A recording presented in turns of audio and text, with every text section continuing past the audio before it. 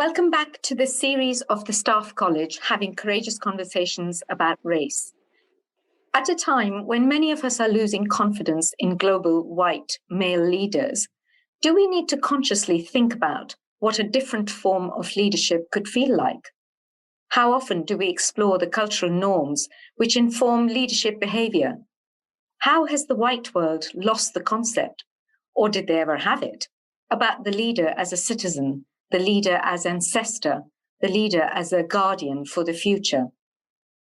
I'm Sherry Malik, and this is episode 2, Leadership Paradigms. We will be exploring these and other questions today. With me are 3 courageous women, all of whom are involved in working with leaders in the UK and in other countries. Rosemary Campbell-Stephens, MBE, who has coined the term global majority, which we explain and discuss in our first episode titled The Language We Use Matters. Catherine Pereira, Director of NHS Horizons, and Jo Davidson, Principal of the Staff College. My 3 guests have agreed to take a deep breath and bravely talk about race, culture, and leadership constructs. We are bound to get some things wrong, and at times it might be clumsy or awkward. But these women have agreed to come together in what I hope is a safe space to have an open, honest, and courageous conversation. We want to share this with listeners in the hope that it spurs you to have courageous conversations with your friends and colleagues. Because unless we're prepared to take that risk, we can't shift anything. Rosemary, in our last episode, you explained the term global majority. Can you give us a quick recap of what that means? Oh, yes, absolutely.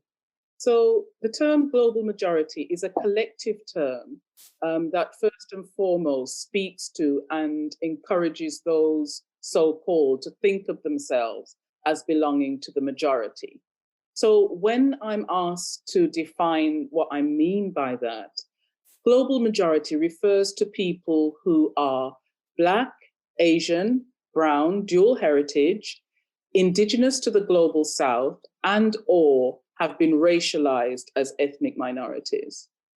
And when you look at those groups of people, we're actually talking about approximately 80% of the world's population, making them the global majority. Thank you, Rosemary. Catherine and Jo, this term has really got both of you thinking, me too, actually. But has this prompted an interest in exploring what global leadership looks and feels like? Catherine? Yeah, so Sherry, one of the reasons that I first came into conversation with Rosemary and asked Jo to introduce us, and we started to develop a friendship and a conversation, was because I was facilitating a session for directors of children's services and others that was about inner complexities, developmental ideas, how we know the world. And Rosemary, in her eloquent and gentle way, in the contributions that she made in that session, I took her to be pointing out to me that my references were almost exclusively white. And yet the heuristics that I was using, the rules of thumb, the ancient wisdoms, many of them related back to communities of color. Rosemary, I think that you referenced a number of writers, African-American and African, who had developed the underpinning ideas that I was referencing in the session. And yet the session, in terms of the expertise that we were leaning into, was predominantly white, predominantly Harvard, kind of East Coast, United States, in fact. And one of the things it prompted me to think about was, and this is my term, so it may or may not be perfect, but unconscious appropriation of ideas, by which I mean the process over time, over decades, hundreds of years and more, of appropriating knowledge and then codifying it in a way that is acceptable to Western, white-dominated institutions and presenting that with more credence. And as a woman, I've experienced versions of that, where I have known and experienced knowledge in different forums with women, but that when it is presented through quasi-scientific or social scientific channels, it's considered credible. And so it was that really got me thinking in my own work, how do we audit whom we are referring to, the reach that we have to really tens of thousands of people that we get to speak to through our courses and our online programs? From where are we deriving that knowledge, and why are we referencing it in the way that we do? And I think that's something that all leaders who have any form of voice and platform in a formal sense can do. Just check back and audit. From where are you deriving your ideas, and to whom do you choose to reference them? That was one of my big pieces of learning. Yeah. And Jo, what about you? Yeah, so having been in the same session as Catherine, hosting it, the conversation there and then the conversation that ensued between the three of us really got me thinking about the staff college offer and the sort of leadership paradigm, leadership thinking it relies on. Now, we pride ourselves very much on the diversity of thinking, diversity of thought that we bring into our programmes. But like Catherine, when I started thinking about it and looking at it, there were two things that particularly struck me. The first was that whilst we were looking at different models of leadership, for example, things like Ubuntu, we were keeping that firmly in the Black and Asian leadership space. So we weren't even threading it through any of our other programs, which is quite shameful. But yeah, that is what we were doing. And we could have a whole separate conversation about why that might be.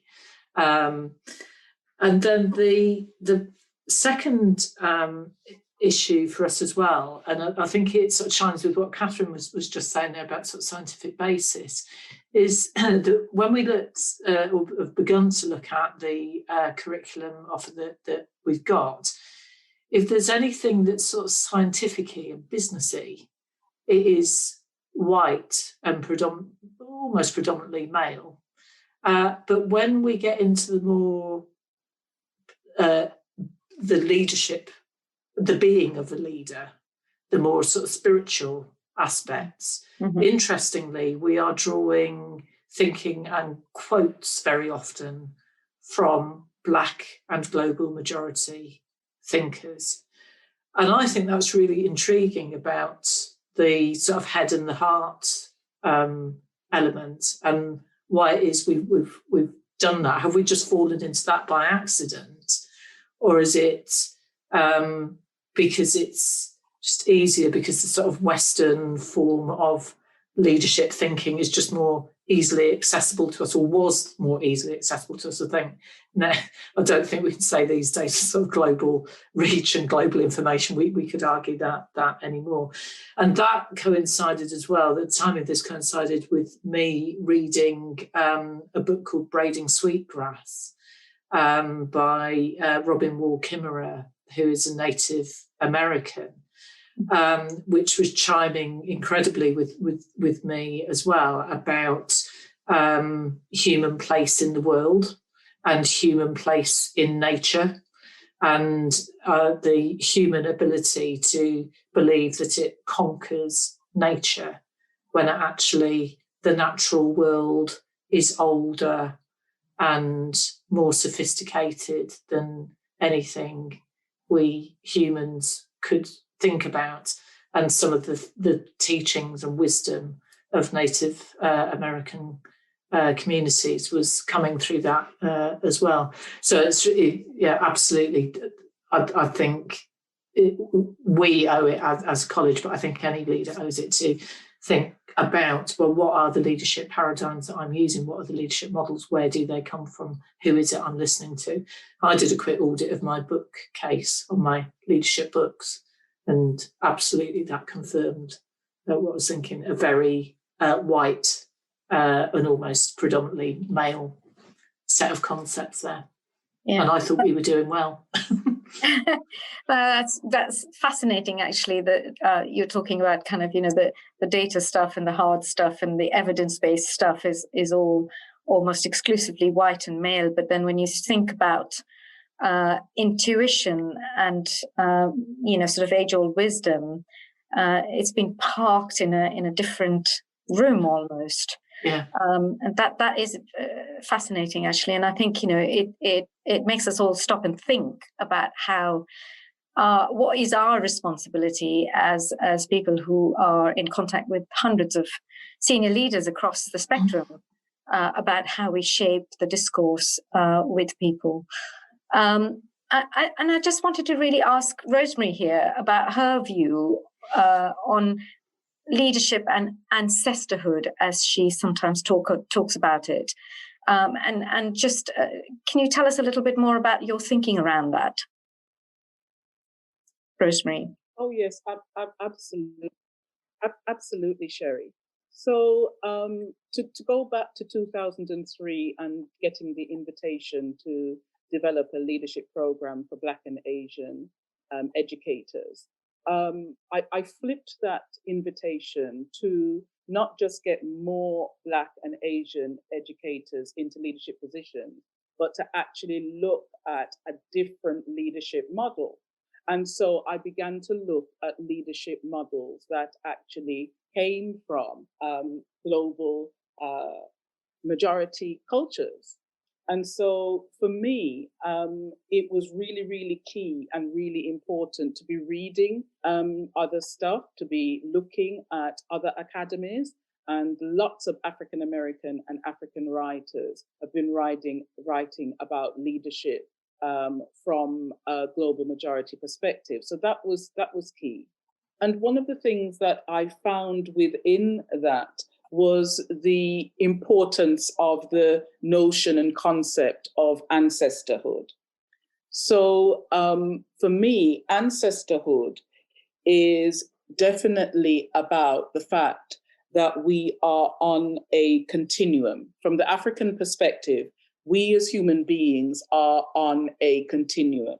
And what that means is we are connected to the ancestors who have gone, and we are connected to our own ancestorhood through what we do now. So it's like playing forward into the future. What we're doing now plays into that whole thing about being a good ancestor to come. So ancestorhood is really key because it ties us to notions of how we as individuals and how we as human beings are holistic human beings, not just focusing intellectually, but also on a number of different levels, including spiritually. And that's one of the ways that ancestorhood plays into the way of thinking. And the other thing is that as ancestors, we very clearly understand that we are custodians of this planet. So it goes back to Joe's point about laws of nature and the fact that we are custodians of the planet. We are part of something that is much bigger than ourselves. And so in order for us to be good ancestors and to be good custodians, we need to tap into that indigenous knowledge about what it is to be human, what it is to play our part in the universe, and therefore look after and respect the planet, nature, each other as human beings, and respect our role as ancestors to come. Right. That does give us a huge amount of food for thought. Catherine, what do you think that in the work that you're doing amongst the leaders that you're working with, there is a kind of a readiness to explore what Rosemary's just been talking about? Do you think if you put it out there that people would just look at you and say, what are you talking about? Or this isn't the management course I came to be on. What do you think? One of the things that I've observed, Sherry, in public service, so I'm 4.5 years into the NHS. And before that, I worked in a very different environment. I worked in politics and campaigning. And one of the things I've observed in public service is the dominant focus on physical energy, intellectual energy. So what we need to do, how we get it done. And it's critical, of course it is, for service delivery, service improvement, but it has severe limitations within the context of the conversation that we're having today. It has limitations in what it opens up as possibilities for conversations. And it means that I think when we are designing courses, thinking about the designs for programs, like all human beings, what we do is we reach around for the ideas that are to hand. You know, Milton Friedman said this about a crisis. He said that the job of anybody who wants to shift culture is to have a real or imagined crisis and to develop the ideas that you can pick up, right? Because they're lying around. So I think the tendency is towards that. And that means that the existing paradigms of what expertise is, of which voices derive from what sources, are where we tend to lean. And it's one of the things that makes me enjoy work with the Staff College, because of course that work is predominantly about taking a step back, stepping into spaces where we will equally value social and spiritual and emotional energy, and also acknowledging that that's countercultural work. When I came into this role, one of the things the team that I'm part of did was to run the School for Change Agents, which is a massive open online community. More than 100,000 NHS staff have taken part in the school. And last year, I commissioned an audit of our resources. And to my naive shock, as somebody who had participated in designing and presenting that course, 97% of the references to experts were to white experts. More than 70% were to male experts. And indeed, in that 3% that were people of color, most of the references were to Barack Obama or Martin Luther King. And that's even within a group of people who believe themselves to be and try to be inclusive, or have that as part of the narrative of what we believe we are trying to do in the world. So when you ask me, what does that mean for most people who are in senior leadership roles, for whom these conversations may be new, may be uncomfortable, we have a long way to go. We being an inclusive we have a long way to go. Yeah. Jo, can I bring you into that conversation? What do you think about what Rosemary said about ancestorhood and how that feels like for the work that you do, and whether that's something, is going to be tough for you to push forward in the work that you're doing across the Staff College? I think there's something about the times that we're living in at the moment that I think the idea and the concepts of leaders being citizens themselves and being citizens of the world, and therefore having a responsibility to the people that have come before them, but to the people that are going still to come and are going to be their ancestors. I think there's something currently that taps into the zeitgeist a bit, or better than it might have done a number of years ago. And I certainly think within the local government sector, in fact, any public sector, the whole issue about the sort of business focus and short-termism, I think people have found for some time now very difficult as a concept, as the guiding concept for the work that they do. So I think just the timing of this means that a deeper exploration and use of ancestorhood and those types of leadership thinking it is going to be on sort of pretty fertile ground. But I think more than that, I think when we look round at really brilliant leaders, and I don't mean sort of global leaders, I mean leaders in communities and leaders of place, leaders in public sector, leaders in private sector, there's quite a significant number of them that, whilst they might not call the work and the thinking they do connected to ancestorhood, nonetheless, they have got a worldview and a way of leading, which is about the collective, which is about the long term, which is about leaving things in a better place than where they were before. And they're not put off or wrong-footed by some of the more immediate short-term issues, and they build a community around them that can take on the development and thinking and the change, and they engage others in that work, and they seek a true diversity of community, true diversity of leaders and people that are making change. So I think there's more connectivity in the work of really great leadership than we think. What we haven't done, because of our obsession with the types of models that we focused on, is not made the connection with other ways of thinking. And I think that's where colleagues like Rosemary are so essential to this work, because they bring in other ways of thinking to us. Yeah. And I'm just going to ask Rosemary this question, really.